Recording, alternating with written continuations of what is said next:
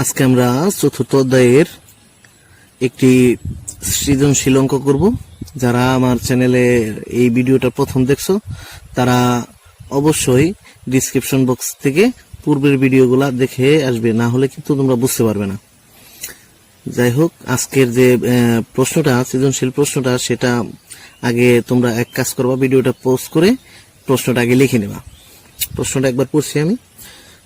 আকাশ 6টি কলম ও 3টি খাতা এবং শ্রাবণ 4টি কলম ও 5টি খাতা ক্রয় করে। একটি কলমের মূল্য x টাকা এবং একটি খাতার মূল্য y টাকা। আকাশের মোট খরচ বীজগণিতীয় রাশির মাধ্যমে প্রকাশ করো। খ নম্বর প্রশ্ন হচ্ছে দুইজনের মোট খরচের পরিমাণ নির্ণয় করো। এবং গ নম্বর প্রশ্ন হচ্ছে যদি x = 15 হয় এবং y = 25 হয় তবে আকাশ ও শ্রাবণের খরচের অনুপাত নির্ণয় করো। সমাধান শুরু করছি। সমাধান।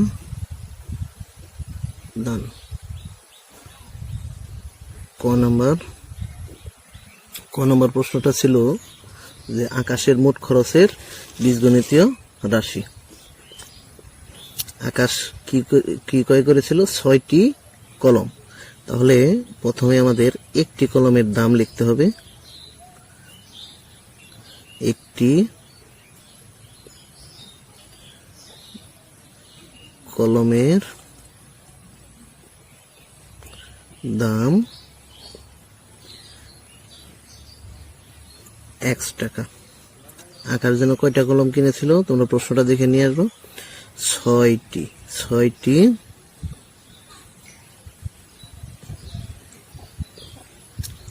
কলমের দাম। একটি কলমের দাম যদি x টাকা হয় তাহলে 6টি কলমের দাম অবশ্যই 6x টাকা হবে।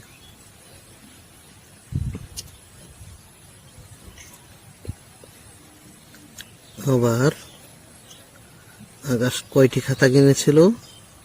3টি। তাহলে প্রথমে আমাদের একটি কলমের দাম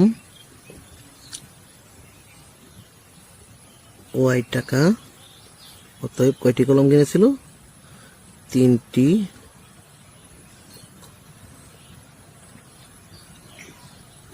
কলমের দাম 3y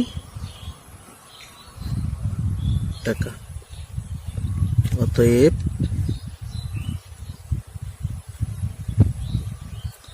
আকাশের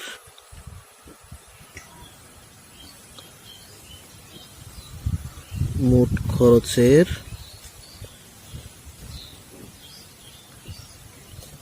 বীজগণিতীয়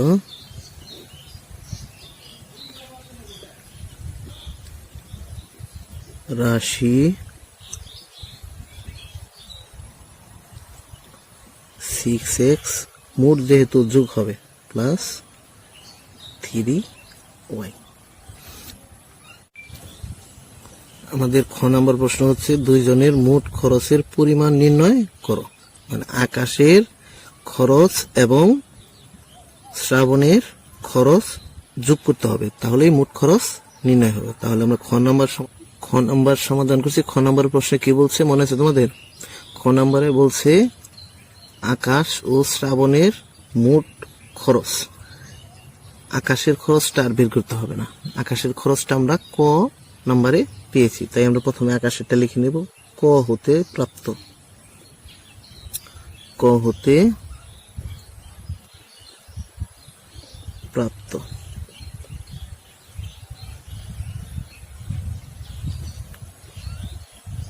আকাশের মোট খরচের বীজগণিতীয়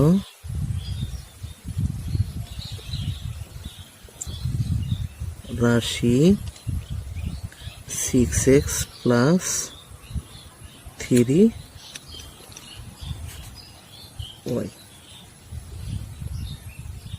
আকাশেরটা লিখলাম, এবার আমার শ্রাবণেরটা বের করতে হবে। শ্রাবণ 4টি কলম কিনেছিল, তাহলে প্রথমে আমাদের লিখতে হবে একটি কলমের মূল্য। একটি কলমের মূল্য x টাকা। মূল্য না লিখে তোমরা দাম লিখতে পারো। অতএব 4টি কলমের দাম 4 গুণ 4x টাকা। আকাশ কয়টি খাতা কিনেছিল? 5টি। আবার একটি খাতার দাম y টাকা। অতএব 5টি খাতার দাম 5y টাকা। শ্রাবণের মোট খরচের বীজগণিতীয় রাশিটা আমরা বের করব। অতএব শ্রাবণের মোট খরচের বীজগণিতীয়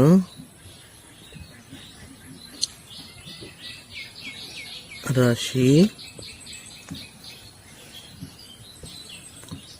4x প্লাস 5y।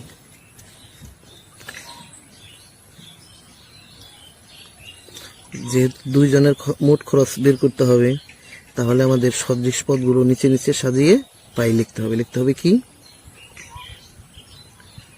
সদৃশ পদগুলো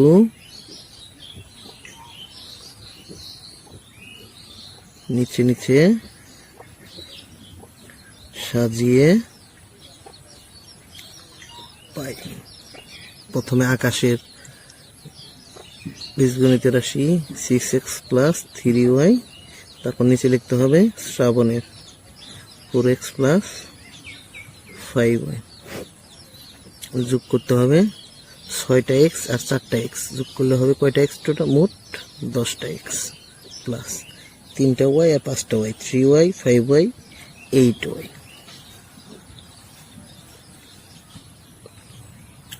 অতএব দুইজনের মোট খরচের পরিমাণ 10x প্লাস 8y টাকা। তাহলে আমাদের প্রথমে লিখতে হবে x সমান 15 টাকা এবং y is equal to 25 টাকা। এটা কিন্তু আমাদের প্রশ্নে, গ নাম্বার প্রশ্নে দেওয়া আছে। অতএব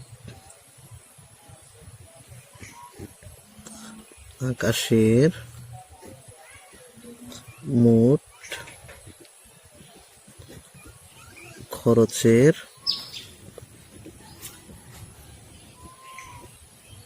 পরিমাণ আগে বের করছি 6x প্লাস 3y সমান 6 ইন্টু, এই যেটা গুণ চিহ্ন, আমি তোমাদের পূর্বের ক্লাসে গুণ চিহ্ন শিখাইছি যে ডট চিহ্ন একটা গুণ চিহ্ন।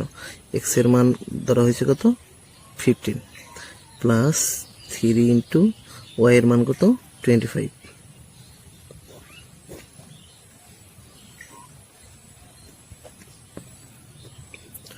ছয় দিয়ে 15 গুণ করলে 19 মানে 90। 3 দ্বারা 25কে গুণ করলে 75 75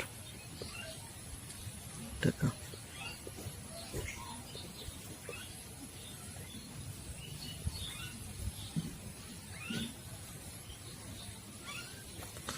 165 টাকা। আমরা আকাশের মোট খরচের পরিমাণ বের করছি, এখন বের করব শ্রাবণের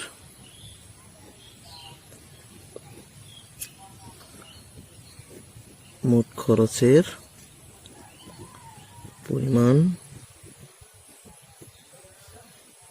4x plus 5y। 4 into x এর মান হচ্ছে কত 15 প্লাস 5 ইন্টু y এর মান হচ্ছে 25 টাকা। 4 দ্বারা 15কে গুণ করলে 60 হয়, 5 দ্বারা 25কে গুণ করলে 125 হয়।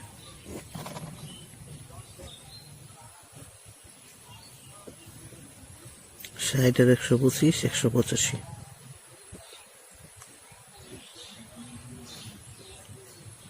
অনুপাত বের করতে বলছে।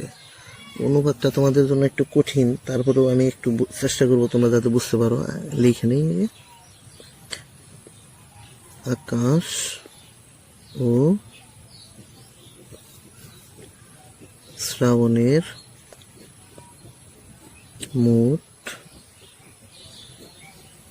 খরচের অনুপাত সমান, আকাশের টাগে লিখবা 165। এটা হলো অনুপাত চিহ্ন। পরে একবার শ্রাবণেরটা অনুপাতটা তোমরা একটু এই সাইডে যে বুঝো, এই দিকে একটু বোঝাই। অনুপাত তো একটি ভগ্নাংশ, পূর্ব রাশি মানে প্রথমটা উপরে, দ্বিতীয়টা নিচে দিয়া একই সংখ্যা দিয়ে কাটা যায়, এরকম একটা সংখ্যা তোমরা বাছাই করবা। শেষে 5 আছে, অবশ্যই সংখ্যাটা 5 দ্বারা কাটা যাবে। 5 দ্বারা কাটিয়ে আমি 5 দ্বারা প্রয়োজন তোমরা ভাগ করে নাও। এইভাবে আমি কাটতে পারবো, কিন্তু তোমাদের ভাগ করে নিতে হবে, না হলে পারবা না। 3 5 15, 5 দ্বারা ভাগ করতে হবে, আবার 3 5 15, 33। 185কে ভাগ করে নাও,